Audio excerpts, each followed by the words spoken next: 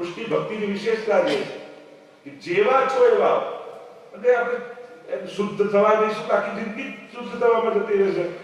એમ થાય કે હા હવે ઘર એક સેકન્ડ ને કંઈક આવી તો ક્રોધ એમ ને ક્રોધની બી આપણી તકલીફ શું થાય, સારી સારી વસ્તુ બધું બાંધી રાખી અને ક્રોધ લોભ ઈર્ષા 24 કલાક છૂટા જ્યારે કરવું હોય.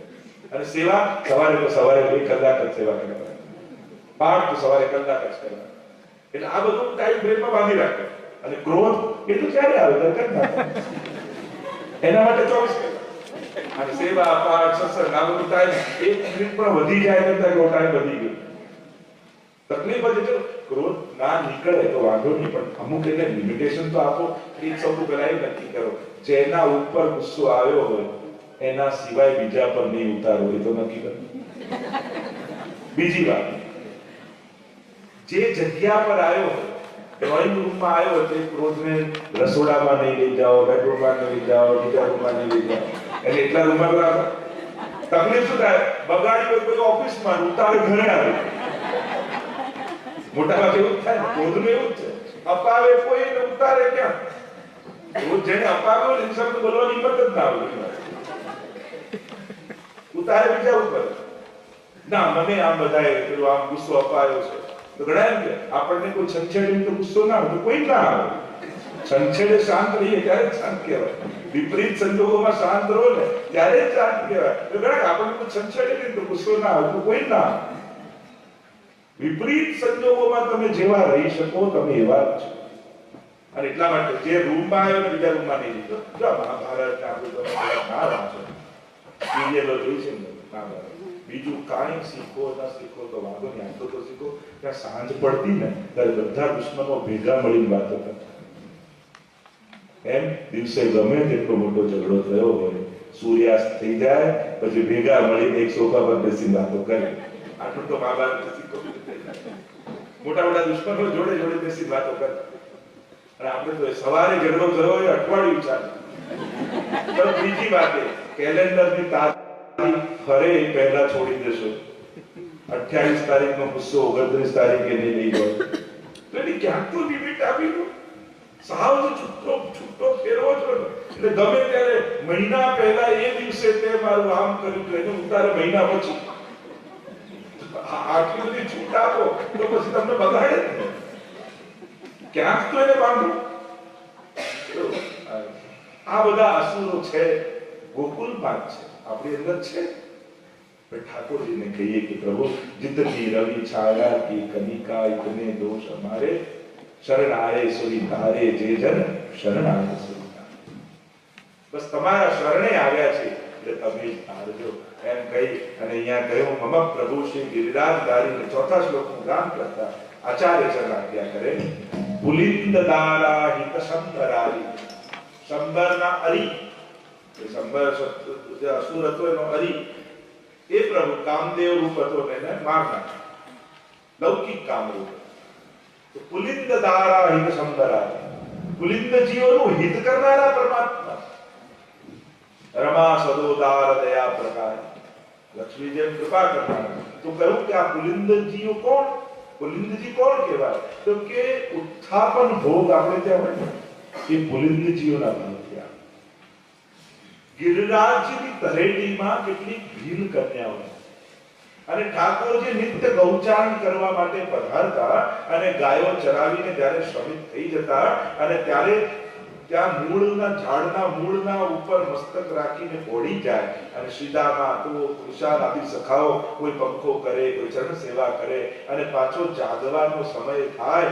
સુબલ સુદામા કયો સખનસો અર્જુન શંખ બજાઈએ ઘર જઈએ કી ભઈ હે વીર્યા ગિરધર લાલ જઈ. ઉત્થાપનના પદોમાં આપણે ત્યાં આવે કે જ્યારે ઉત્થાપનનો સમય થાય ત્યારે ઝાડી ભરીને લાવે અને એ સમયે આ ભીલ કન્યાઓ આખી બપોરના ગિરિરાજજીની તળેટીમાં કંદમૂળો શોધતી હોય, ફળ આદિ શોધતી હોય અને વાંસની છાપ લઈ આ કંદમૂળો ભેગા કરે, એને સમારે, એને વિશુદ્ધ કરી ઠાકોરજી માટે તૈયાર કરે. અને પ્રભુ જ્યારે ઉત્થાપન થાય ઠાકોરજીનું ત્યારે આ પુલિંદ જીવો, આ ભીલ કન્યાઓ ઠાકોરજીને ઉત્થાપન ભોગ. તો આ ઉત્થાપન ભોગ આ પુલિંદ જીવોના ભાવથી આવે અને એનું વર્ણન વેણુ ગીતમાં ગોપીજનોએ કર્યું છે.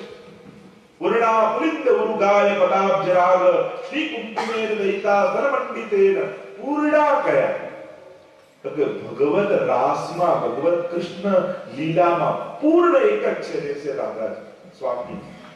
પૂર્ણાનંદનો અનુભવ કેવલ સ્વામીજીને છે. એમને જે રાસમાં આનંદ થાય છે એના કરોડમાં ભાગનો કરોડમો ભાગ જો આપણને સ્પર્શી જાય ને તો આપણું રોમ રોમ આનંદથી વ્યાપી જાય. એવો આનંદ સ્વામીજીનો છે. સર્વોચ્ચ આનંદ કૃષ્ણ ભક્તિ. તો કે એ જે સ્વામીજીનો આનંદ છે એ આનંદ આ પુલિંદજીઓને અનુભવાય.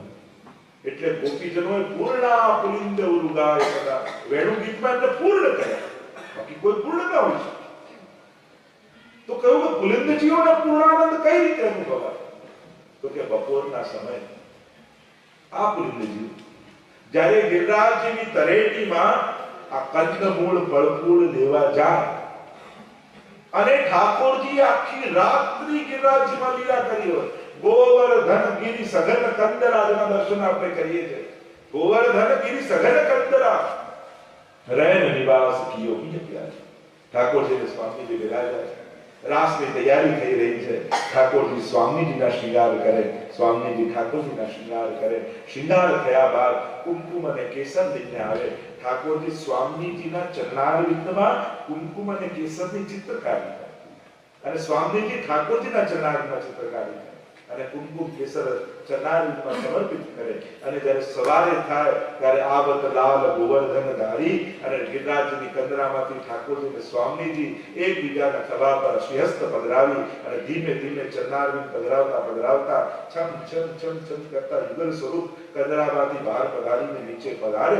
અને જ્યારે પધારે ત્યારે ગિરિરાજજીમાંથી થતા તરેટીમાંથી થઈને પધારે અને તરેટીમાં કુમળું લીલું લીલું ઘાસ ઉગ્યું હોય અને પ્રભુ અને સ્વામીજીના રાસના એ કુમકુમ કેસર એ ઘાસ ઉપર ચોંટ્યું.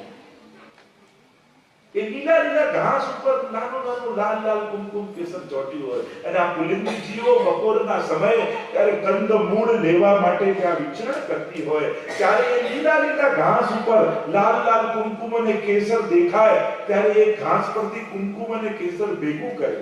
અને આ કુમકુમ અને કેસર સાધારણ નથી, એ રાસનું પ્રસાદી છે જે સ્વામીજીના ચરણારવિંદમાં છે. અને જ્યારે આ કુમકુમ અને કેસર ભેગું કરી આ પુલિંદજીઓ પોતાના હૃદયમાં લગાવે તો રાસમાં જે આનંદ સ્વામીજીને થાય એ જ આનંદનો અનુભવ આ પુલિંદજીઓને થાય. અને એટલા માટે કહ્યું પૂર્ણા પુલિંદ ઉરુગાય પદાબ્જ રાગ શ્રી કુમકુમેન દયિતા કર્મંડિતેન. આ પૂર્ણ શબ્દ પુલિંદજીઓ માટે વપરાય. અને એટલા માટે અહીંયા મહાપ્રભુજી કહે પુલિંદ દારા હિત સંબરારી. એ સંબરારી ભગવાન પુલિંદ જીવોનું હિત કરે છે. એમને આનંદનું દાન, એ પરમ રસનું દાન ઠાકોરજી અહીંયા એમને કરે છે. એવા પ્રભુ છે. રમા સદોદાર દયા પ્રકારી લક્ષ્મીજી જે વ્રજલક્ષ્મીની જેમ ઉદાર દયા કરનારા ઠાકોરજી. ગોવર્ધને કંદ ફલોપહારી. અને વૃંદા ગોવર્ધને કંદ ફલોપહારી. પ્રભુ કેવા છે? ગિરિરાજજી જ્યારે ગિરિરાજજીમાં પધારે ત્યારે ગિરિરાજ બાબા એને કંદમૂળ ઝરણા વાવી અને એમની સેવા કરે. હંતાય વજ્રબલા હરિદાસ વર્યો યદ રામ કૃષ્ણ ચરણ સ્પર્શ પ્રમોદ માનમ તનોતિ સહગો ગણયો સ્તયો યદ પાની સૂયવસ કંદર કંદમૂલઈ. એ વેણુ ગીતમાં ગોપીજનોએ કહ્યું કે આ ગિરિરાજ બાબા કોઈ પર્વત નથી પણ હરિદાસ વર્ગ છે. ભગવદીઓમાં જે લક્ષણ હોય એ બધા લક્ષણ ગિરિરાજજીમાં છે. ભગવદીઓનું પહેલું લક્ષણ શું? યદ રામ કૃષ્ણ ચરણ સ્પર્શ પ્રમોદ. પ્રભુનું સ્મરણ થતા, પ્રભુનો સ્પર્શ થતા જેના રોમ રોમ ઉભા થઈ જાય ભગવદી. તો આ ગિરિરાજ બાબાની ઉપર જે લતા પતા વૃક્ષો દેખાય છે ને એ લતા પતા વૃક્ષો નથી, એ તો પ્રભુના સ્પર્શથી ગિરિરાજજીના રૂવાડા ઉભા થઈ જાય રોમ.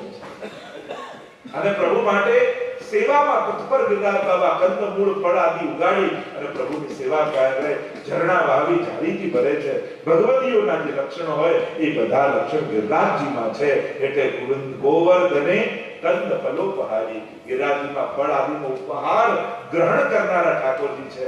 કારણ કે ગિરિરાજ બાબા પ્રભુ માટે પોતાની અંદર ઉગાડે છે અને આમ સેવા કરે છે. એવા પ્રભુ કોણ? મમ પ્રભુ શ્રી ગિરિરાજ. આવા મારા ગિરિરાજધારી અને આગળ ગામ કરતા મહાપ્રભુજી આજ્ઞા કરે, કલિંદ જાકુલ દુકુલ હારી. અને આમ યમુનાજીમાં જ્યારે કાલિંદીમાં તટ ઉપર જ્યારે ગોપીજનો પધાર્યા અને કુમારિકા કામ કલા વિકારી એમના મનોરથોને પૂર્ણ કરનારા ઠાકોરજી છે. એમને જે કાત્યાયની વ્રત આદિ કર્યું, કાત્યાયની મહામાય મહાયોગી નદીશ્વરી નંદ ગોપ સુતમ દેહી પતિમ મે કુરુતે નમઃ, જે વ્રતચર્યાનું વ્રત આદિ કહીએ છે. અને કાત્યાયની દેવી યમુનાજીના રજમાંથી બનાવ્યા તો યમુનાજી રૂપ જ છે. અને જ્યારે જો નિષ્ઠાપૂર્વક આરાધન કર્યું કે પતિ રૂપે પરમાત્મા મળે, અને પ્રભુએ જ્યારે એમને નિર્દોષ કર્યા, વચન આપ્યું કે શરદની રાત્રિ આવશે ત્યારે તમારો મનોરથ પૂરો થશે. એવા પ્રભુ કુમારિકા કામ કલા વિકારી, એ કામ કલાને વિસ્તારનાર ઠાકોરજી વૃંદાવને ગોધન વૃંદચારી, અને વૃંદાવનમાં ગોધનને ચલાવનારા ઠાકોરજી. તમે જ્યારે વૃંદાવનમાં ઠાકોરજી પધારે છે ગાયોને લઈ, ત્યારે સખાઓને નવરસના દાન ઠાકોરજી કરે છે. જુદા જુદા પક્ષીઓના અવાજ કાઢીને જુદા જુદા રસોનું દાન કરે છે. અને ત્યાં સખાઓને આનંદનું દાન કરે. જેમ રાસમાં ગોપીઓને રસદાન છે, એમ ગૌચાળમાં સખાઓને અવાજો દ્વારા, કાર્યો દ્વારા બરહા પીડમ નકબર વપુઃ કર્ણયો કર્ણિકારમ બિભ્રદ્વાં સકનક કપીશમ વૈજયંતિમ ચ માલામ રંદ્રાન વેણુ રદર સુદયા પૂરે ગોપવૃંદૈ સાથે વૃંદારણ્યમ સ્વપદરમણમ પ્રાદિશદ ગીત કીર્તિ. સખાઓ પણ અનેક પ્રકારની લીલાઓના તો ઘણા બધા વર્ણન આપણે ત્યાં કરવામાં આવ્યા છે. એવા મમ પ્રભુ શ્રી ગિરિરાજધારી, આવા ગિરિરાજધારી મારા ઠાકોરજી છે એમ કહીને આગળ ગાન કરતા મહાપ્રભુજી આજ્ઞા કરે, વ્રજેન્દ્ર સર્વાધિક શર્મકારી, વ્રજના ઇન્દ્ર રૂપે આપ સર્વને વશ કરનારા છે. આ વ્રજના રાજા છે, અને વ્રજના રાજા છે એટલે વ્રજમાં આપનું શાસન ચાલે છે. પ્રભુ વ્રજના રાજા એટલે જ આપણે ત્યાં ખેલના દિવસોમાં આદિમાં ડોલ ઉત્સવ જાય, અને ત્યારે ખેલના 40 દિવસોમાં તો ચરણારવિંદ ઢાંકી દેવામાં આવે કે અત્યારે દાસ ભાવની સાખ્ય ભાવ એટલે વસ્ત્ર ઢાંકી અને પછી ખેલાવી.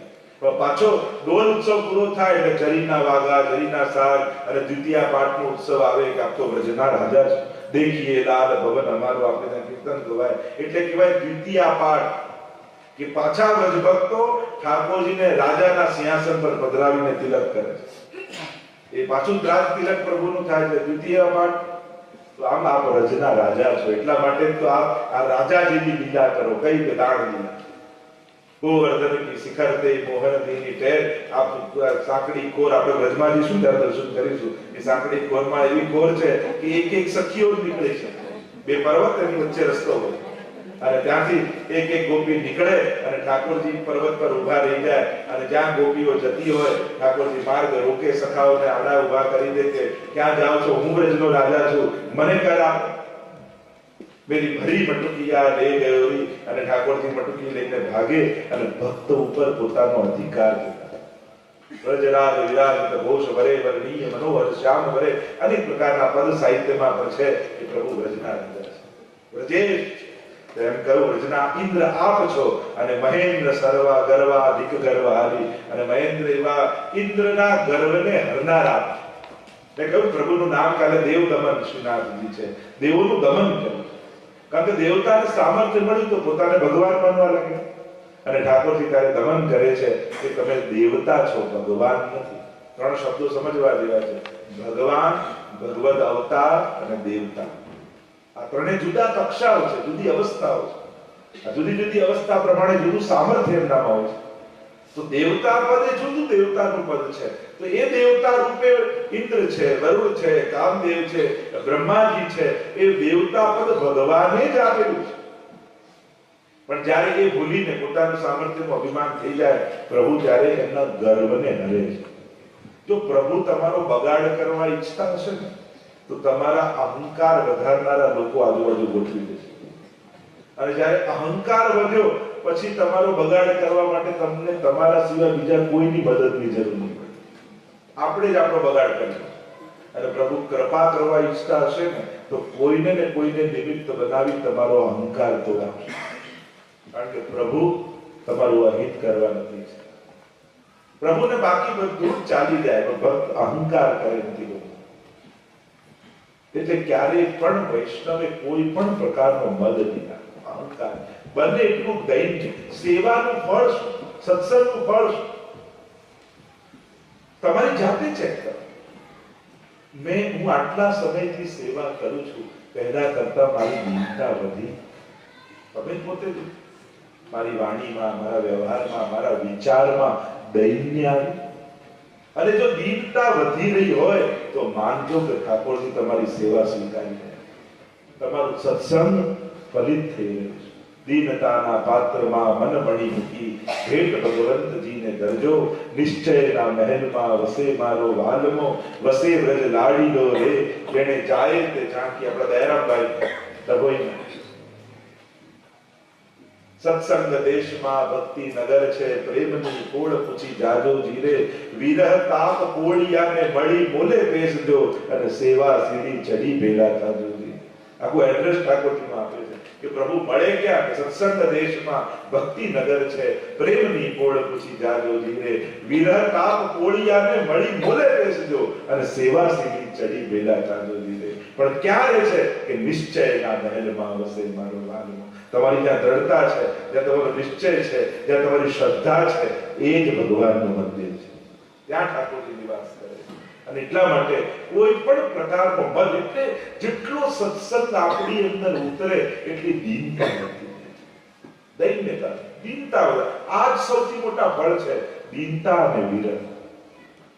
આ ઠાકોરજી રાજી થાય ત્યારે આ બે વસ્તુ હૃદયમાં રહે. વિરહ પણ બહુ દુર્લભ છે.